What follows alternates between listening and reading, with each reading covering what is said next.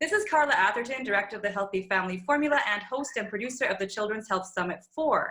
In response to the rapid rise in conditions such as autism, cancer, ADHD, GI distress, anxiety, depression, asthma, skin conditions, learning disabilities, and autoimmunity, the topic of this year's summit is preventing and reversing childhood chronic illness.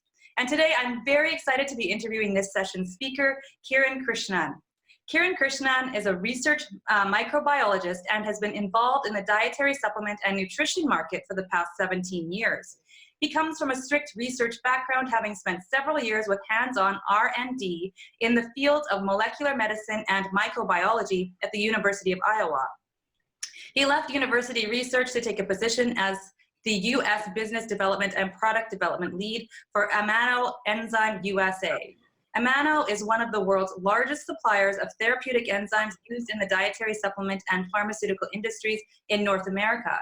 Kiran has also established a clinical research organization where he designed and conducted dozens of human clinical trials in human nutrition.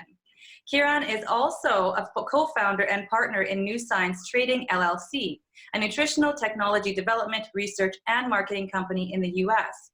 In the U.S. dietary supplement and medical food markets. Most recently, Kiran is acting as the Chief Scientific Officer at Physicians Executive LLC and Microbiome Labs. He has developed over 50 private label nutritional products for small to large brands in the global market. He is a frequent lecturer on the human microbiome at medical and nutrition conferences. He conducts the popular monthly microbiome series webinars through the Rebel Health Tribe Group Practitioner Training Program, is an expert guest on national radio and satellite radio, and has been a guest speaker on several health summits as a microbiome expert. He is currently involved in 9 novel human clinical trials on probiotics and the human microbiome. Kiran is also the scientific advisory board for 5 other companies in the industry. Kiran offers his extensive knowledge and practical application of the latest science on the human microbiome as it relates to health and wellness. Welcome, Kiran. Thank you so much for having me. We've got to shorten that bio. That's a lot to read. I totally fumbled through that. Yeah. No, you did a phenomenal job. It's a lot to read, but it's funny to see because it's like, oh yeah, I did do that. Oh, I did that. It's like a walk down memory lane for you, you know? So it's cool. Thank you so much for having me. Oh, you know what? I wouldn't do it. Yeah, thank you for having me. You are the microbiome guy. Like, you know so much about this. I mean, having been, the human trials, like seeing it work clinically, understanding all of the research and science behind it, but also developing your own products that, or helping develop products that actually, have these effects and repopulate and, all that kind of thing in the gut. I think that you're like in a perfect position to school us today. So thank you so much for being here. Yeah. Yes. Okay. So absolutely, it's my pleasure. Great. Okay. So, I have loads of questions for you. And I think that, like a really perfect place for us to begin is to get people oriented, because we hear a lot about the microbiome nowadays, which is great because we need to know this, especially when we're preventing, reversing chronic illness in children and, the whole population, but children especially. And so I think that we should really start with, explaining, and if you could please explain what the microbiome is and the importance in human health, which is like the biggest question probably I could ever ask you, but let's start there. Yeah.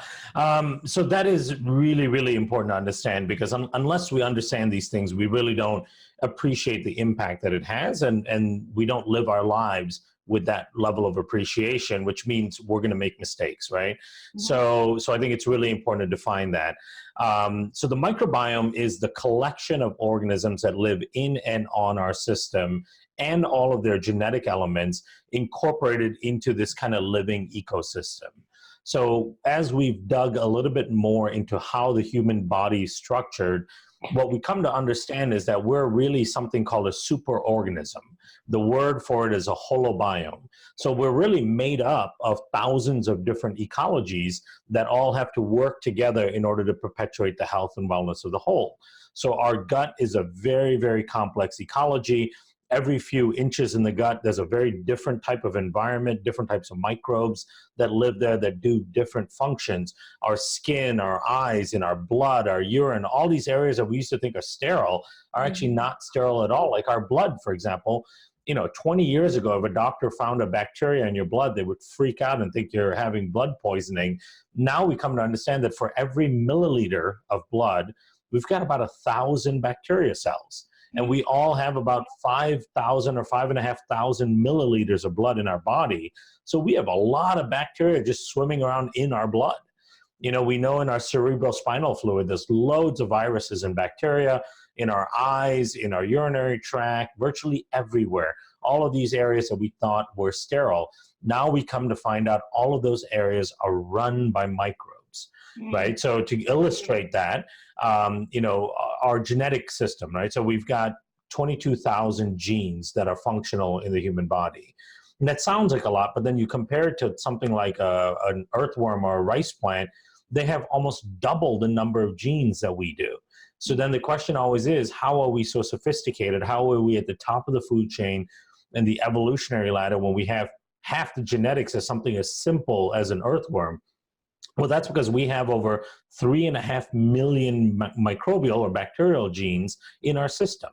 So over 90% of our function as a human is coded for by bacterial DNA, not our own DNA.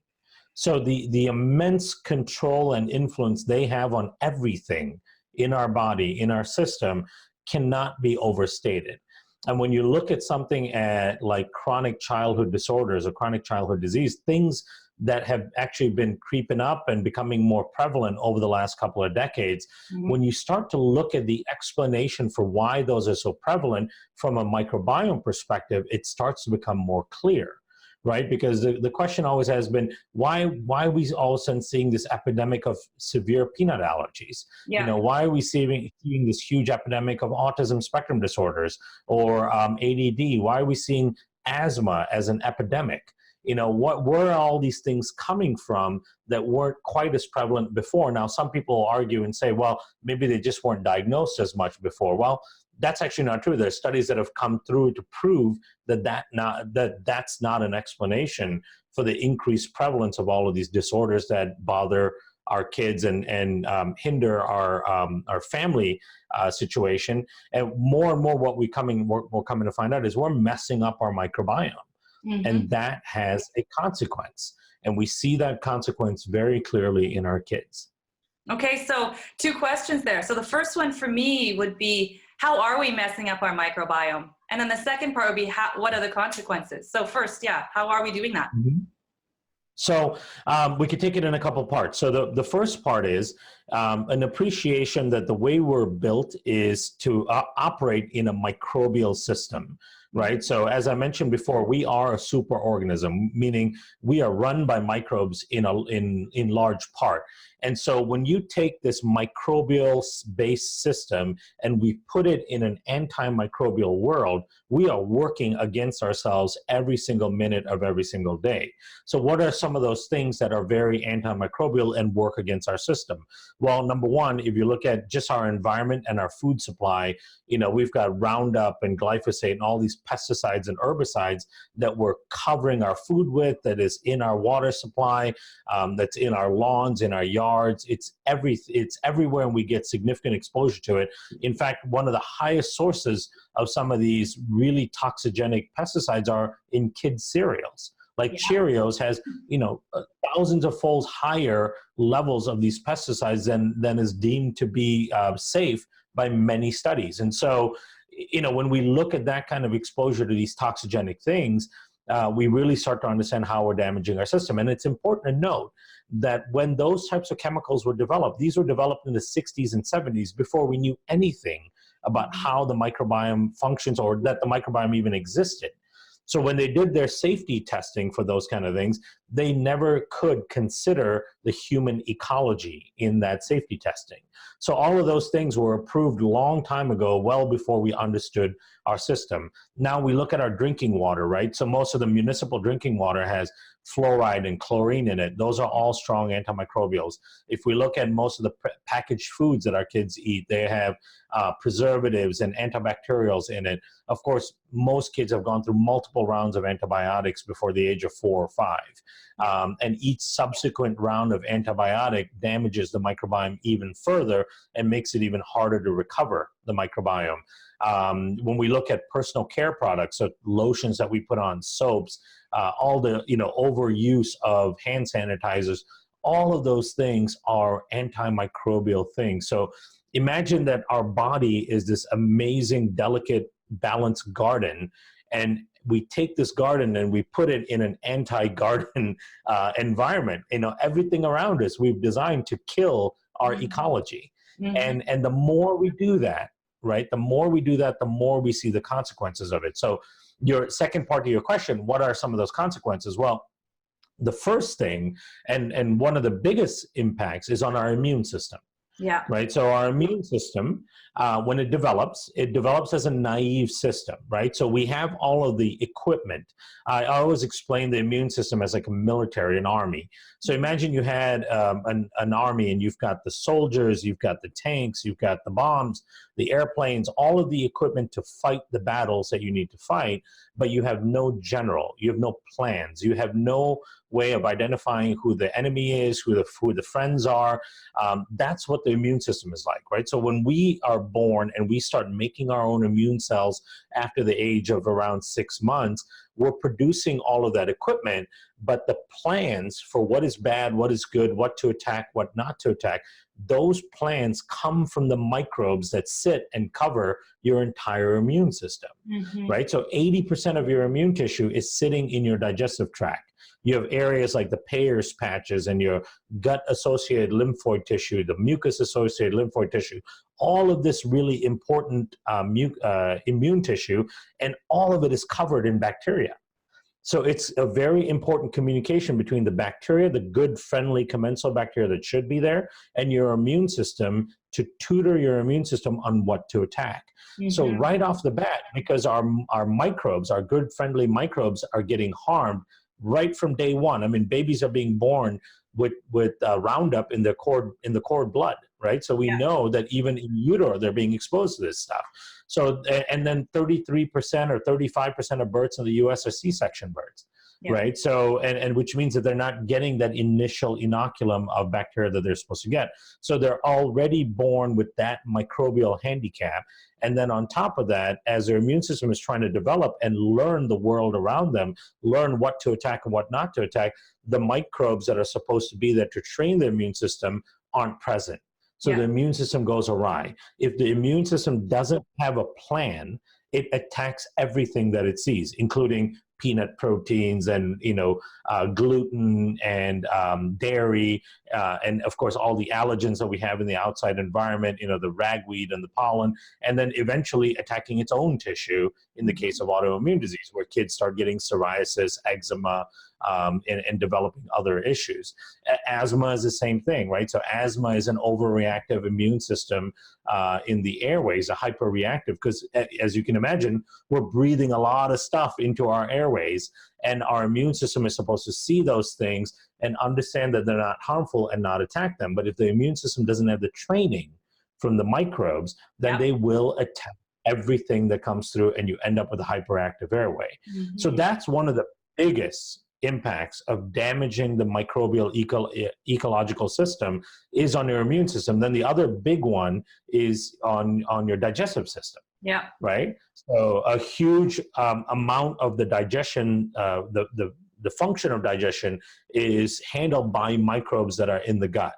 And if you're not able to utilize the microbes to digest, number one, we're not going to break down our food efficiently, and we're not going to assimilate the nutrients. So we end up in this malnourished, overfed type of situation, which screws up our metabolism. That's why you start seeing kids, with obesity problems early on. You start seeing kids who are moving towards type 2 diabetes early on. And then, of course, your gut ends up leaky as well. And when you have leaky gut, you have chronic inflammation, and that chronic inflammation can affect your mind. It can affect your immune system. It can affect your your joints, your organs, your heart, your brain development. All of these things are affected by that leakiness in the gut. So that's where you get the behavioral issues coming from, the spectrum disorders, the mood, the lashing out at people, and the antisocial type of behavior. All of those things fall apart because of the dysfunction in the gut microbiome. So even if we just take those two, we take the impact on the immune system, impact on the digestive system, that covers 90% of the childhood disorders we're all very concerned with. Yeah. Wow. Okay. So yes. Okay. So just yeah. So the generals, we need the generals. They're actually, I mean, really, we've come from understanding the microbiome as actually existing in all these areas that you've mentioned, even in the blood.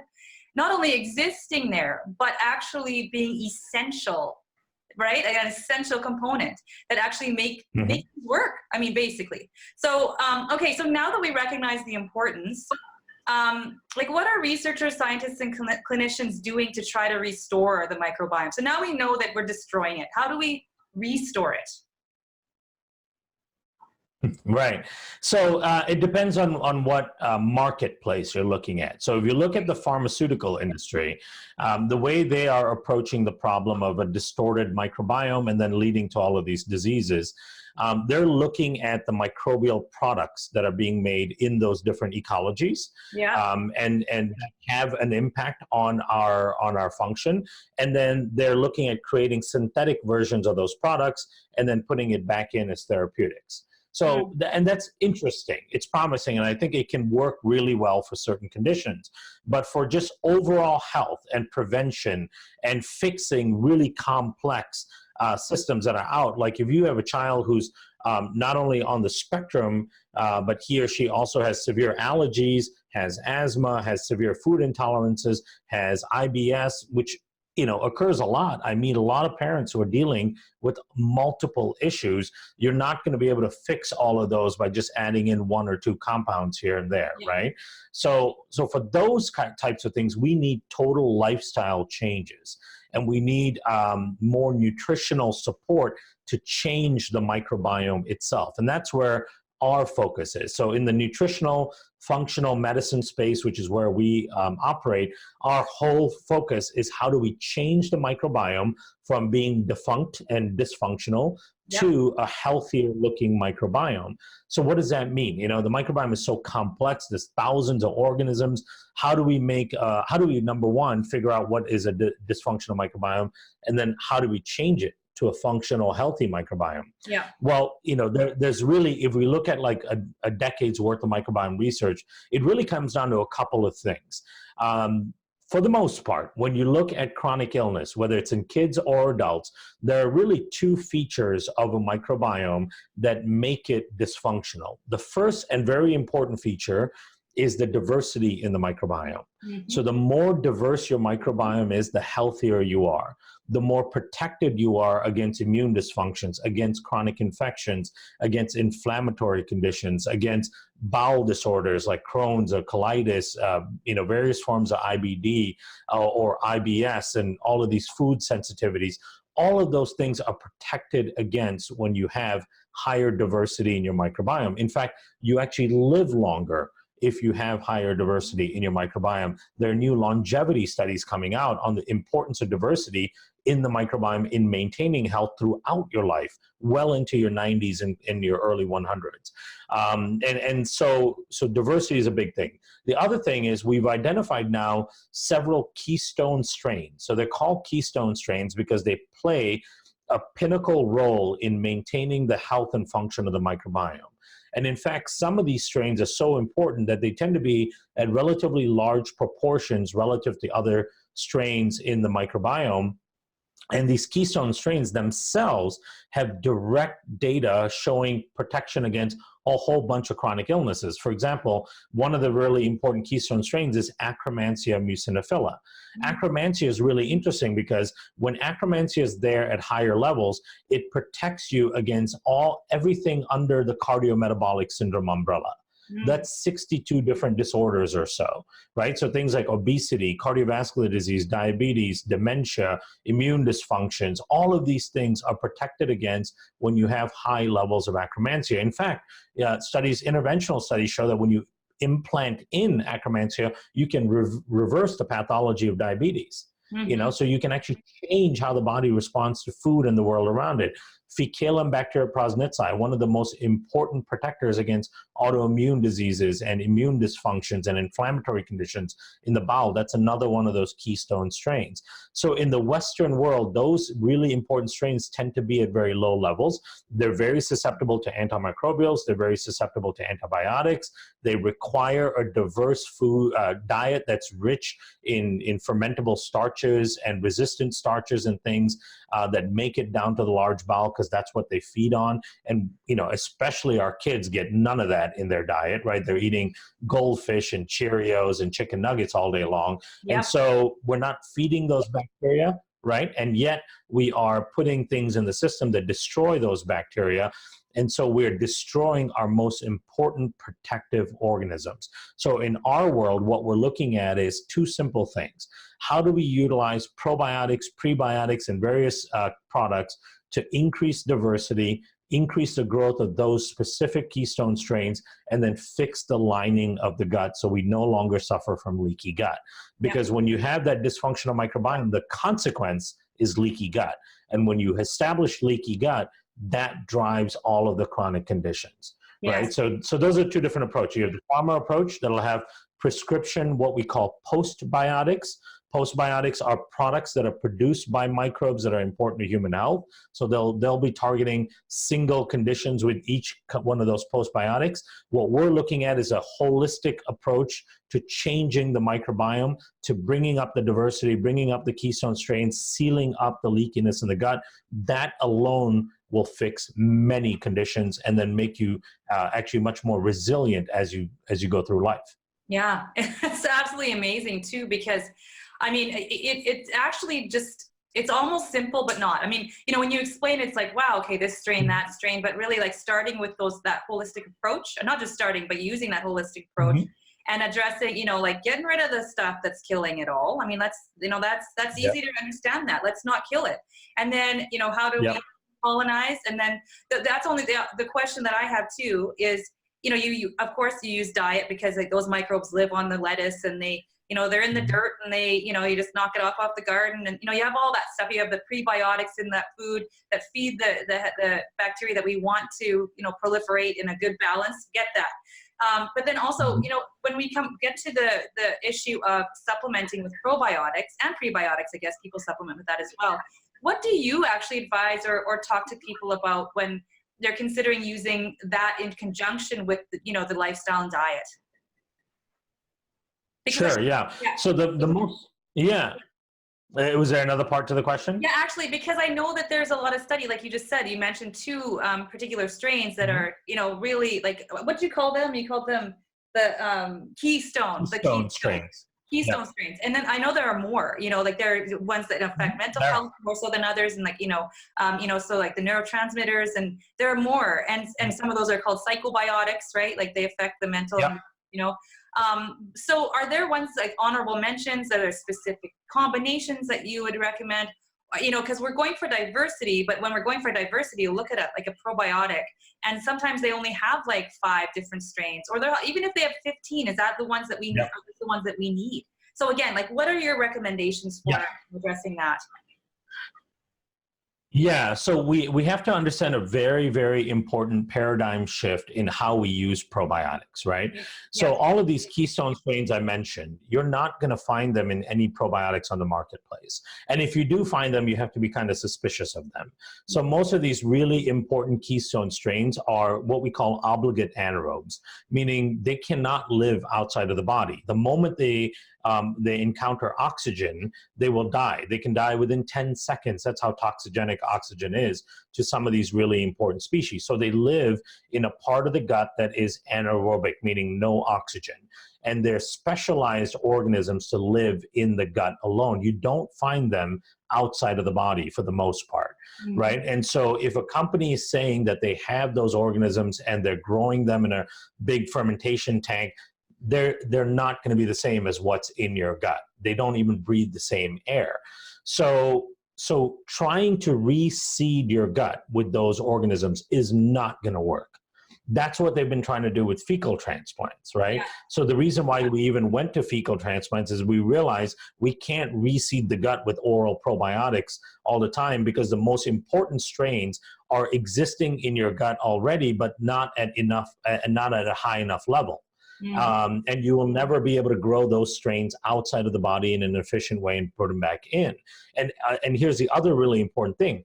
Everybody has a slightly different version of those strains, right? Everyone's microbiome is unique. So just because I can grow an Akkermansia, maybe somehow I figure out how to grow it and put it in a special capsule and send it in, it may not be the type of Akkermansia that fits in your system, because you might have a completely unique Akkermansia to you. That's the most unique thing about all of us, is our microbiome. So when it comes to probiotics, forget the number of strains, forget the hundreds of billion CFUs. None of that stuff makes any sense. That's all marketing jargon, right? So don't be fooled by that stuff, because you're not going to increase diversity by reseeding your gut with all of these different strains that are found in these products.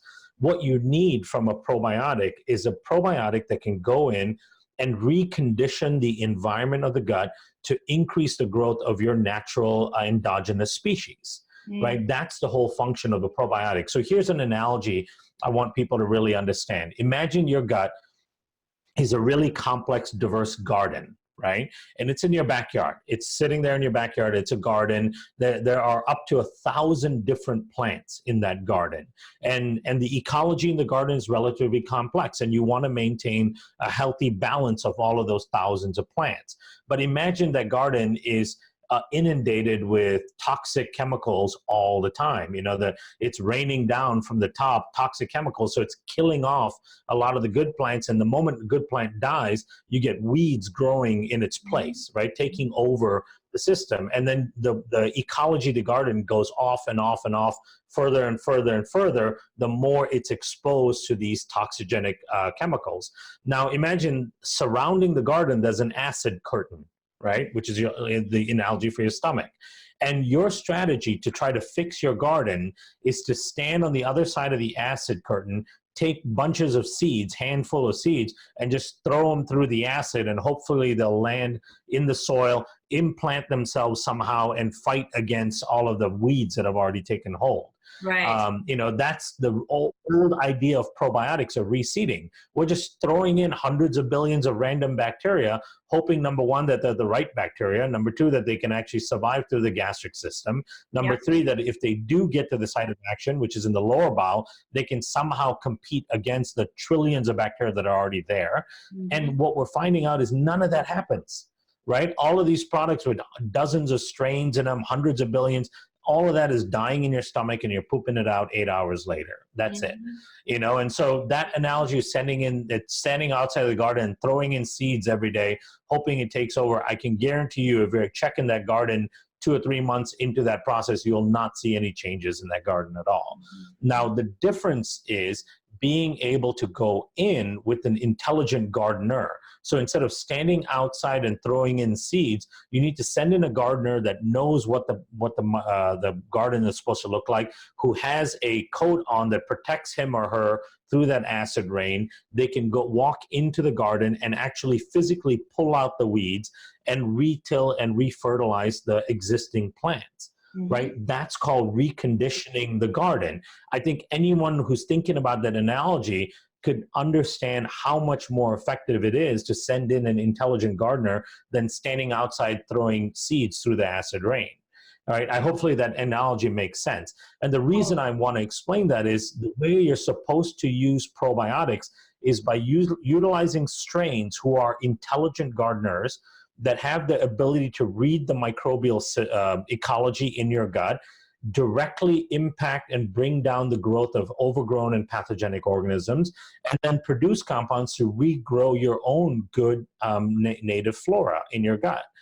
So that's a really important distinction in how you use probiotics.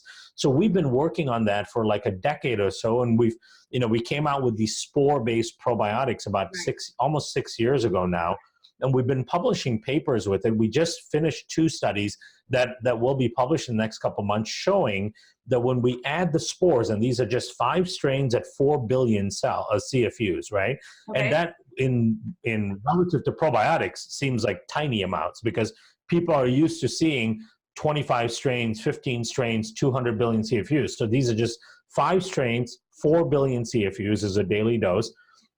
What we're seeing when we add these spores into the system is we're seeing almost a 45% increase in the diversity of the microbiome, right? So the spores are going in and changing the ecology so that you get more growth from more of your beneficial species. So now the microbiome is starting to look much more diverse.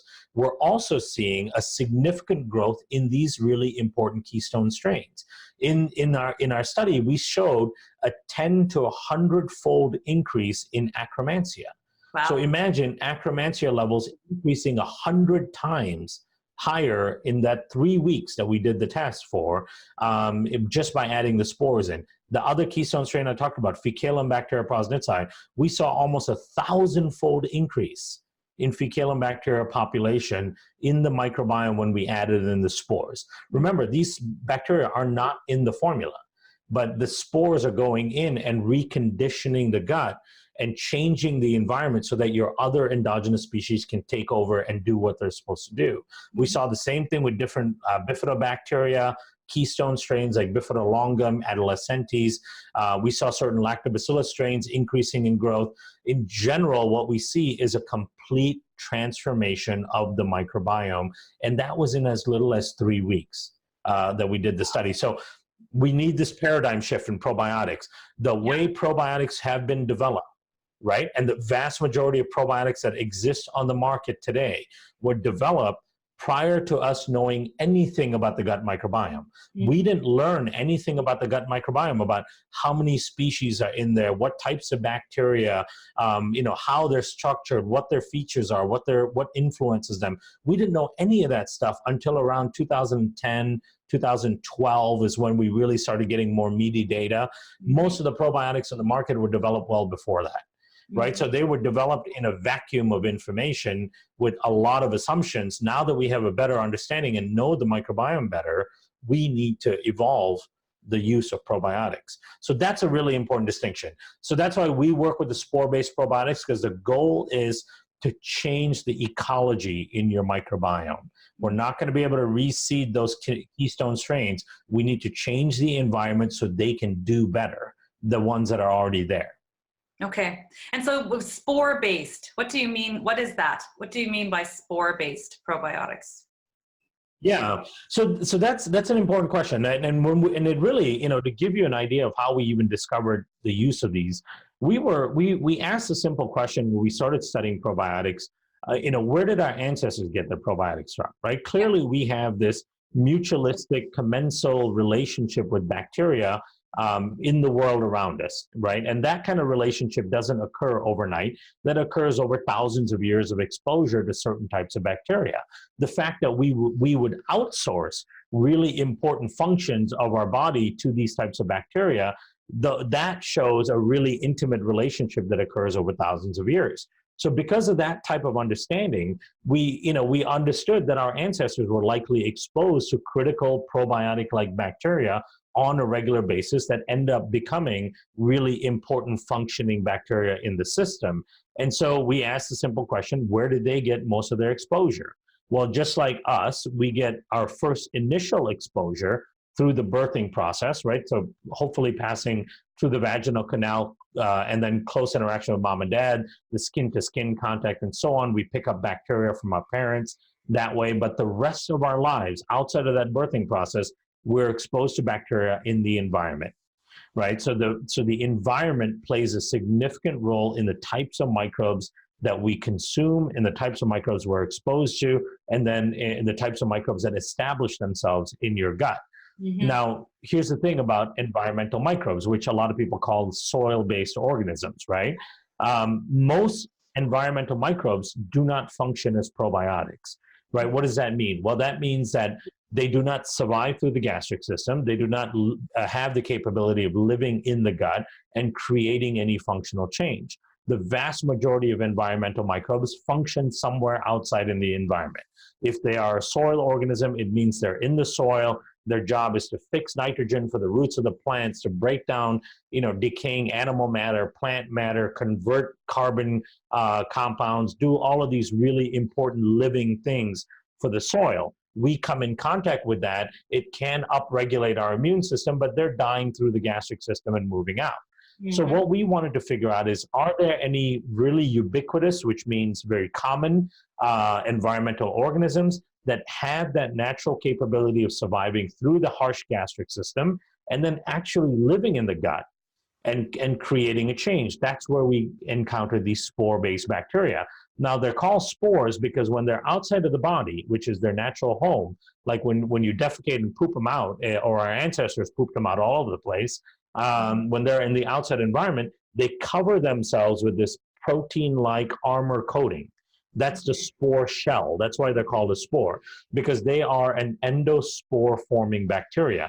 They're very unique in that respect. A lot of people will conflate soil-based organisms with spore organisms. I see a lot of blogs and quote-unquote experts that say, soil organisms are spores. No, they're not.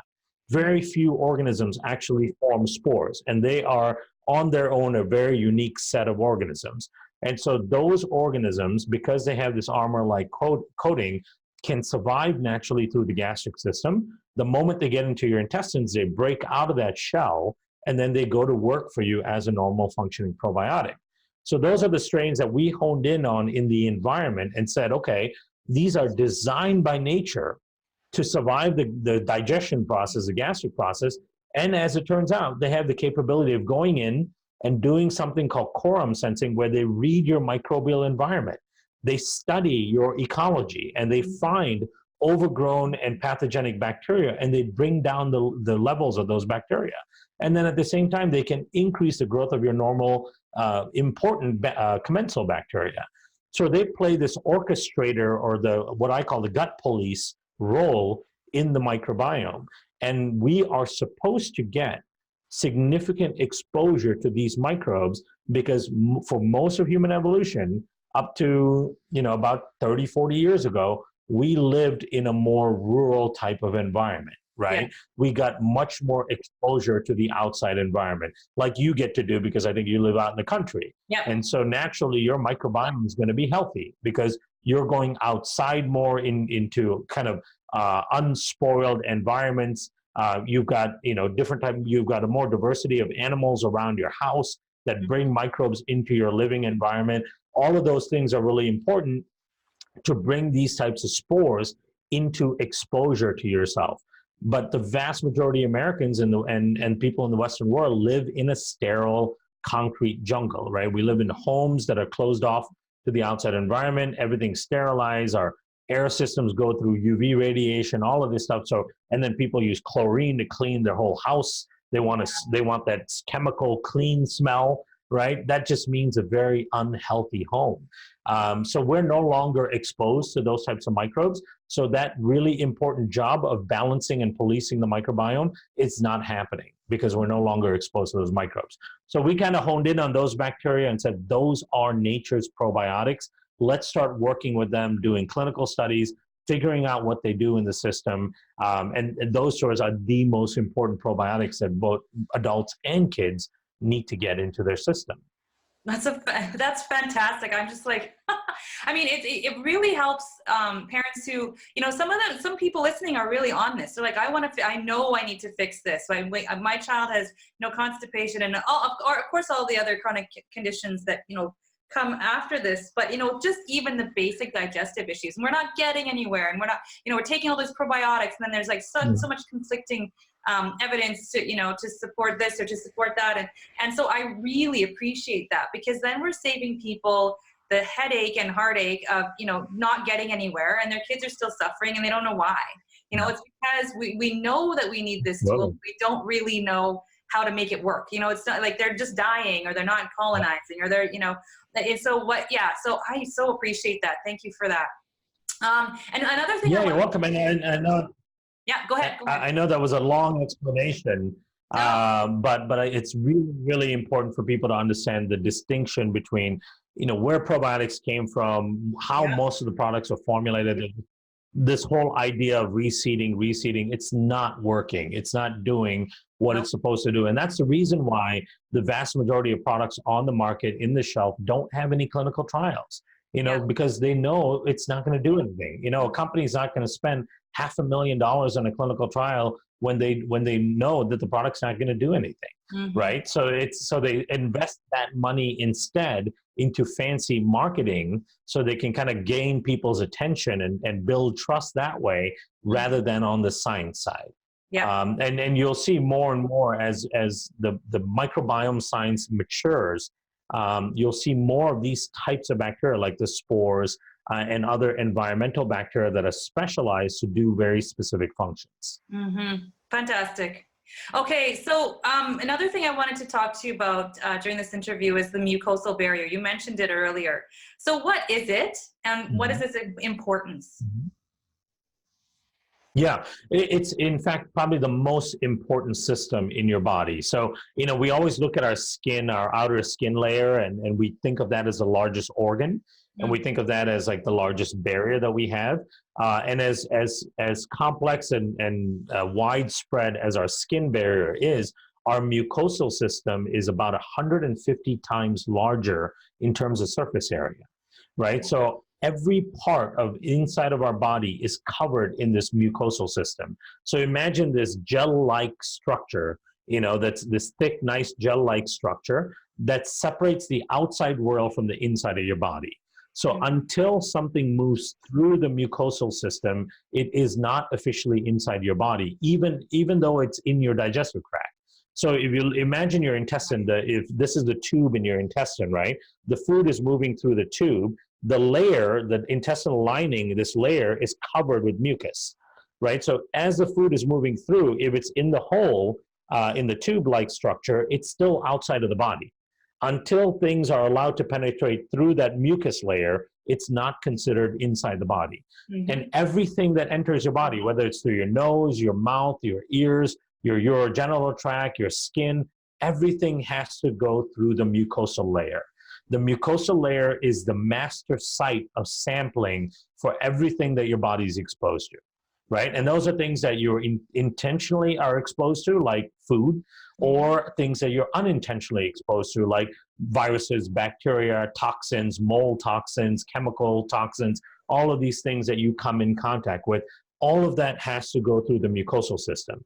Imagine the mucosal system as the largest checkpoint system in your body. It's full of, the top layer of the mucus is full of bacteria that act as like the first line of defense and interpreters for what's coming in. And then the inner part of the mucus has your immune cells. And that important communication between the bacteria and the immune cells determines how your body responds to the things you're exposed to. If you have allergies, it means that your body is responding erroneously to the allergens that are coming into your mucosal system. If you have food sensitivities, it means your body is responding erroneously to the food particles that are entering your mucosal system. You know, so those are all the dysfunctions that occur. So mucosal immune response and the structure of the mucosa are two of the most important things to maintain overall health. In fact, there are huge research review papers and studies that have looked at hundreds and hundreds of studies, and you can trace back the core, the root cause of so many chronic illnesses, things that are seemingly unrelated, like clinical depression, gastroesophageal reflux disease, diabetes, various types of cancers, cardiovascular disease, allergies, asthma. You can track autoimmune conditions. You can trace back the root cause of most of those diseases to mucosal dysfunction, right? And another really great example of mucosal dysfunction causing severe disease is in HIV. So the NIH, the National Institute of Health, the largest research organization in the world, published a study a few years ago showing that HIV patients really die from leaky gut and a dysfunctional mucosal system. That's the biggest driver of their mortality, right? And most people know that HIV patients are much more susceptible to all of these secondary dysfunctions. All of that is driven by a dysfunction in their mucosal system and their gut lining and their lining of not only the gut, the brain, and everything else that the mucosal system covers. So the immune system in their mucosa and the structure of the mucosa are the most important things to maintain. So how do you maintain that? Well, the most important way to maintain the structure of the mucosa is to maintain a diverse microbiome. The microbiome produces chemicals that feed the cells that rebuild a mucosal structure, right? So without the microbiome producing those chemicals, those nutrients, really, I shouldn't call them chemicals because then people think they're bad, Right. but let's call them nutrients. And they're specifically short-chain fatty acids, right? The microbiome produces these short-chain fatty acids like butyrate that then feed the cells that call goblet cells that actually produce the mucus. So your mucosal structure is always constantly breaking down. Every time you're exposed to something, every time your immune system is in there attacking something, there's a turnover of your mucus system, right? And so in order to always maintain a structural integrity of the mucus system, you need this constant nutrient flow from the microbiome to those goblet cells so you can continue to produce a good, healthy mucosal barrier. Now, those important compounds are produced largely in your large bowel by bacteria that we talked about, like Fecalum bacteria, Akkermansia. They are the largest producers of those short-chain fatty acids that rebuild a mucosal system. The second part is also the communication between the microbiome that's in the top layer of the mucus and the immune system that's inside the mucus layer. If that tutoring is not occurring, then the immune system is going to start attacking everything that it sees in the mucus layer, right? And part of that tutoring is the upregulation of T regulatory cells. So these are T cells, which are part of your immune system that swim around the mucus layer and other parts of your body and dampen or stop unfavorable immune responses. Because your immune system, the moment it sees anything, and this is in a healthy immune system, the moment it sees anything, it's going to try to attack it. That's its job, right? There are two main phases to your immune system. The first phase is called the innate immune system, which is the part that attacks first. And then the second part is called the adaptive. And the reason it's called the adaptive is that's the part of the immune system that's supposed to learn what not to attack and what to attack. It's supposed to learn, don't attack peanut antigens, don't attack ragweed, don't attack soy, don't attack dairy, but attack this virus that's coming in, right? So that's the adaptive response. But the moment anything enters your mucosal system, that innate immune system reacts first. And it sees whatever it sees and it starts an attacking process. Now, if you have a healthy microbiome, you have upregulated the T regulatory cells that come in and go, hey guys, we don't need to attack this, stop the inflammatory response.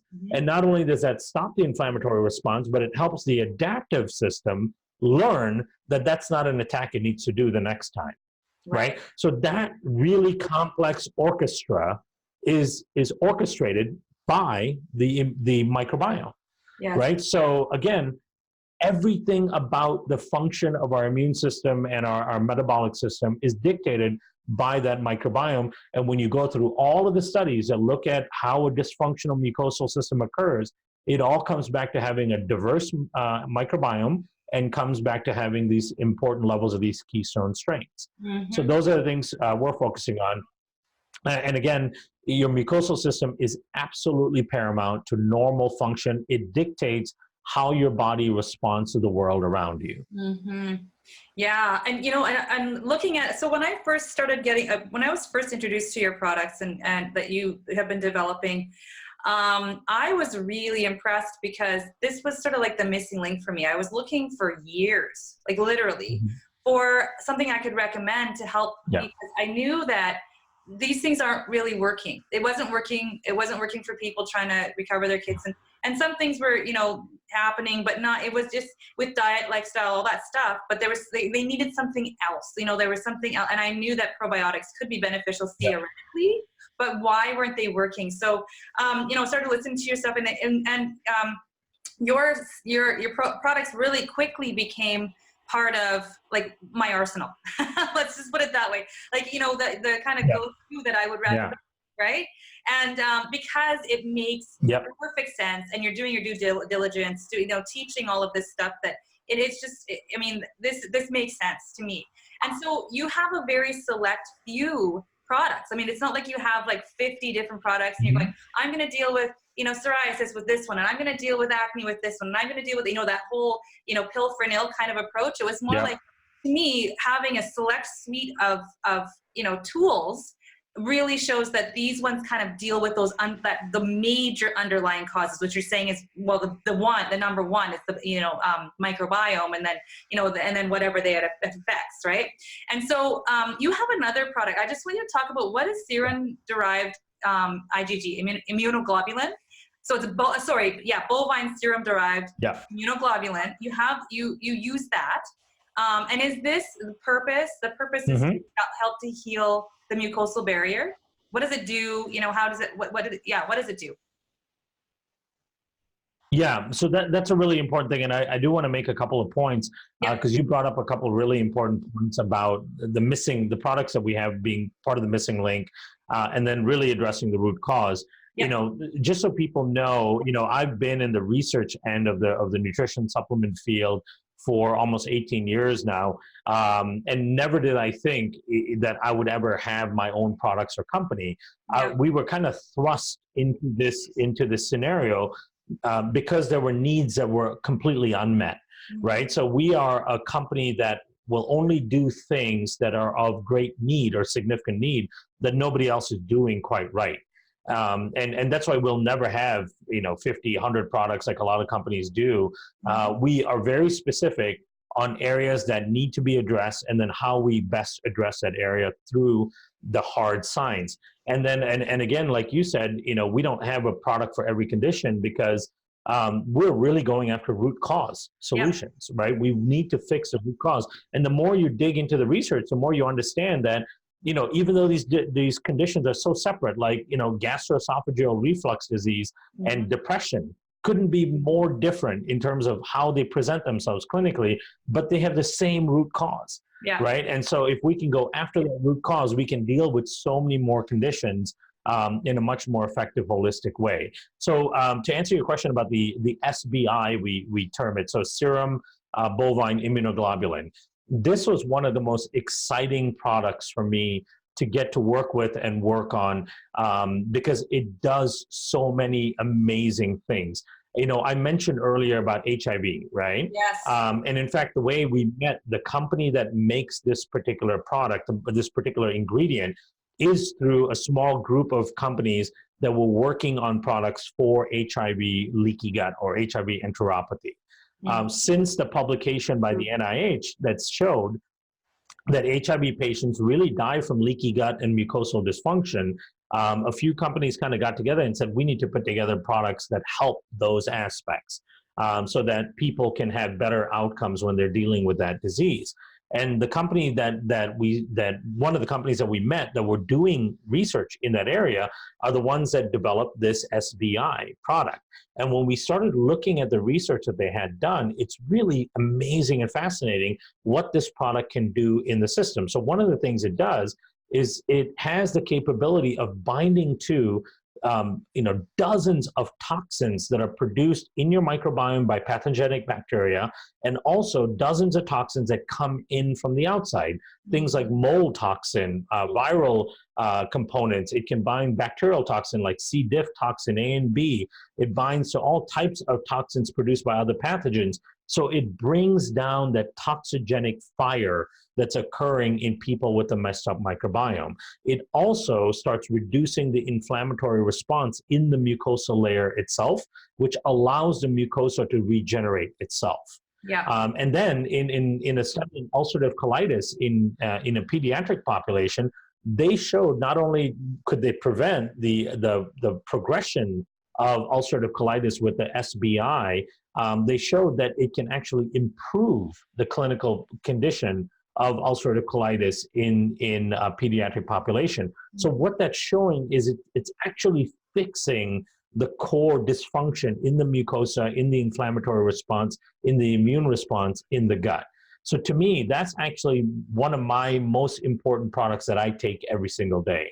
If there are two things that I never forget, is the spore probiotic and then the SBI. I take that every single day without fail, and I'm really bad at taking supplements in terms of remembering and all that. But I travel a lot. I put my body through a lot of stress. I fly 300,000 miles a year. You know, there are weeks where I'm sleeping in 3 or 4 different countries in 1 week.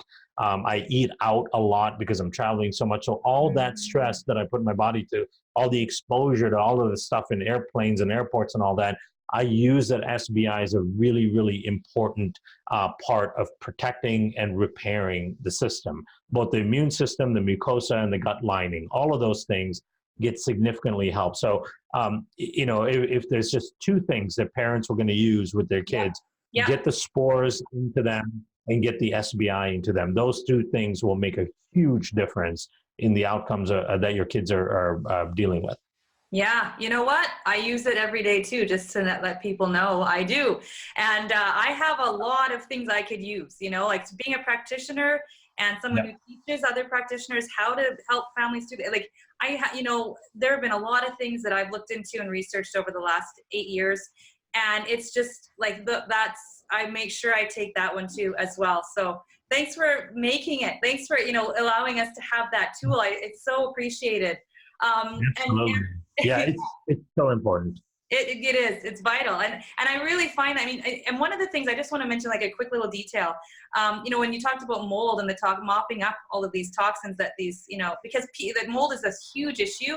And most of the time, like for things like that, some of the things you mentioned, people don't even know where to start. Like there isn't even a protocol that, you know, people can be offered to help them, you know, heal from these things, or to stop the toxic effects, or, you know, to get rid their body of whatever it is floating around there that shouldn't be there. So, I mean, that's huge. That's a huge thing to be able to use this as a tool for that, for something like, you know, mold illness and, you know, ridding those sorts of toxicities out of the body. So, yeah, very much kudos to you for that. So you said, okay, so I'm going to wrap up here because I actually want to ask you a few more questions, but I think we'd be here for another half an hour. Yeah. But I want to give you a chance to tell us about your, like, you know, what you're doing, your, like, how to find you, how to find your products, how to get them, you know, to add them to their family health toolkit. If you just, I think that you sell just directly to practitioners, and I'm one of those people. So I use these products with my own clients. But yeah, just tell us how parents can access your information and your tools. Sure.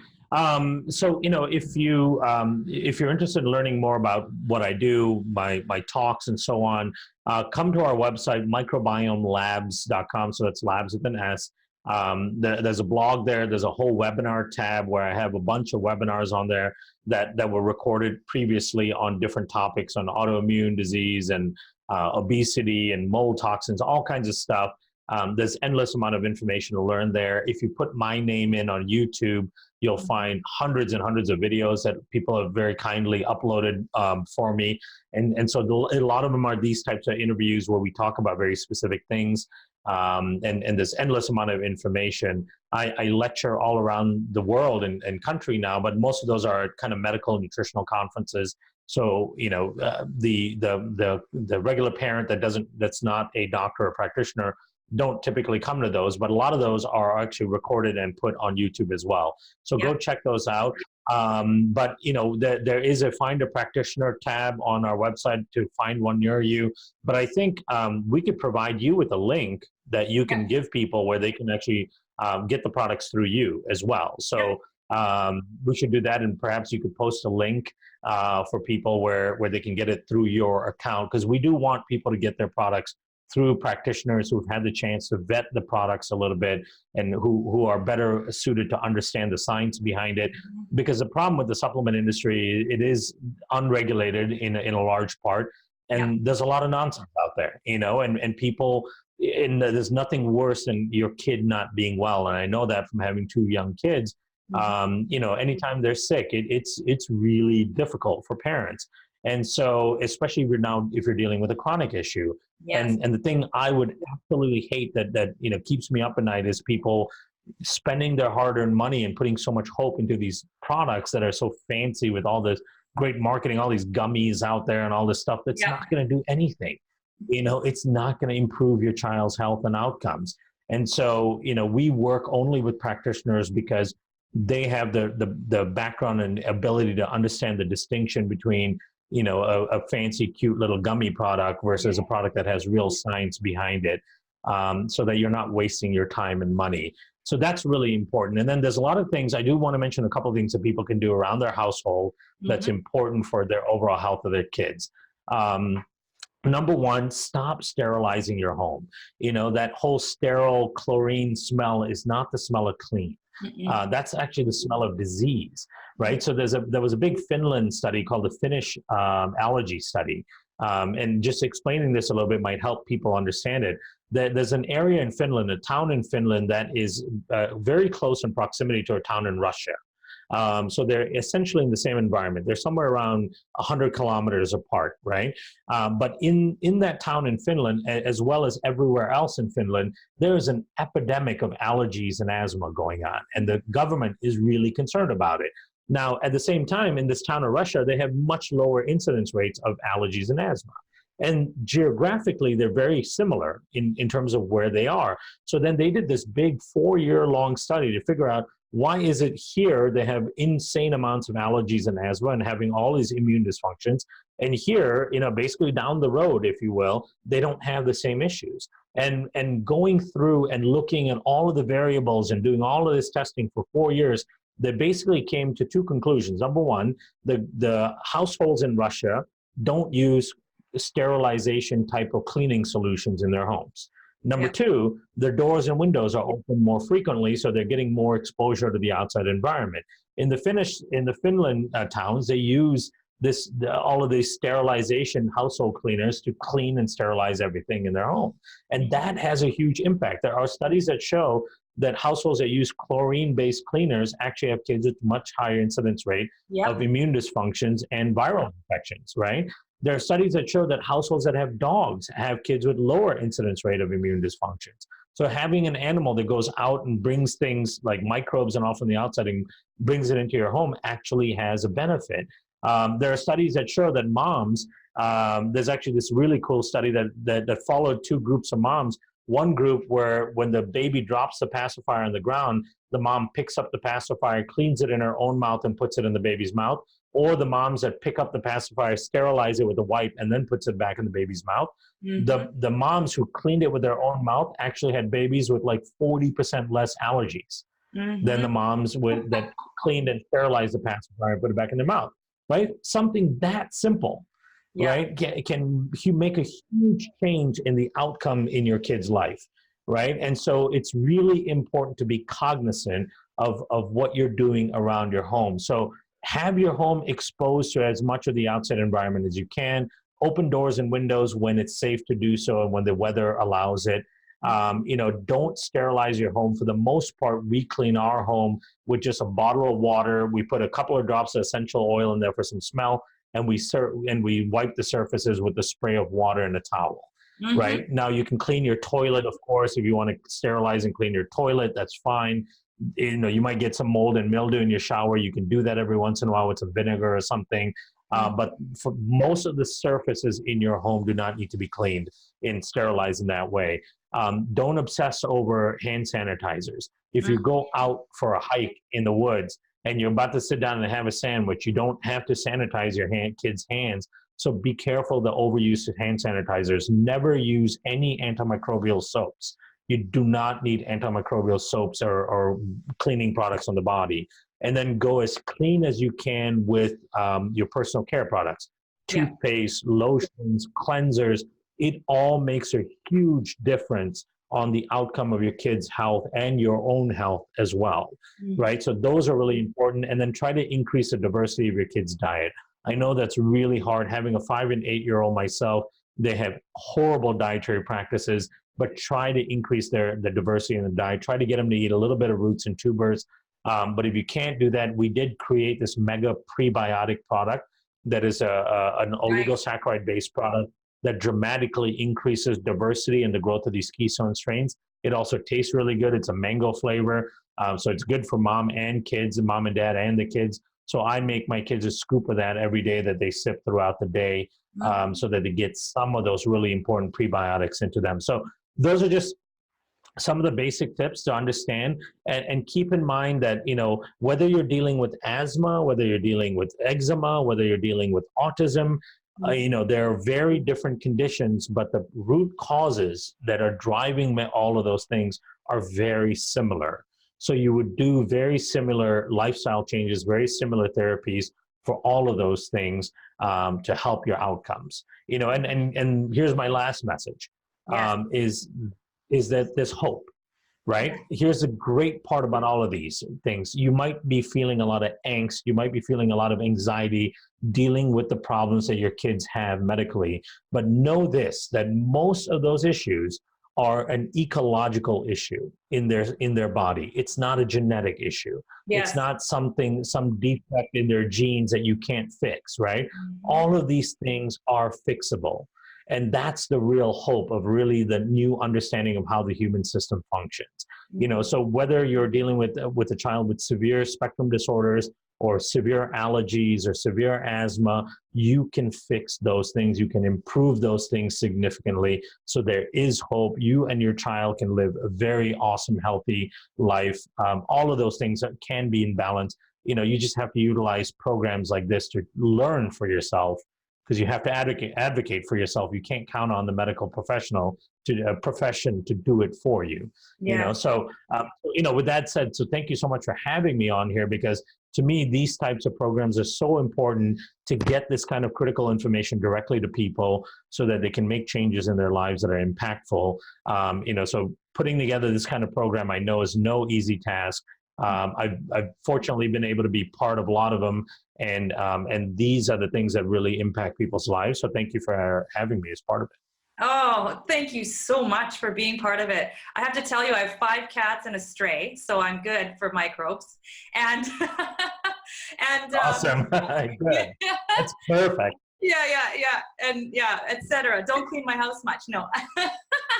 But no, I really appreciate you coming on. This was fantastic, absolutely fantastic. I highly recommend any talk that you can come across that Kiran has given, any lecture, anything at all, podcast, whatever. Just find him out there. And of course, this one, re-listen to it over and over again, and really try to implement what he's saying, because this is the stuff. This is what's going to halt, reverse, prevent all of that, all of the above, and any sort of condition. This is everything, Kiran. So thank you so much for sharing your wisdom. Mhm. And yes, we will provide a link for My the pleasure. Thank you. Microbiome Labs link. I'm actually so excited that you offered to do that, because I was having to order for my clients, and I'm like, this is going to be great. So I'm really excited about that. Thank you so much for coming on to the Yeah. Children's Health Summit 4, and have an awesome afternoon.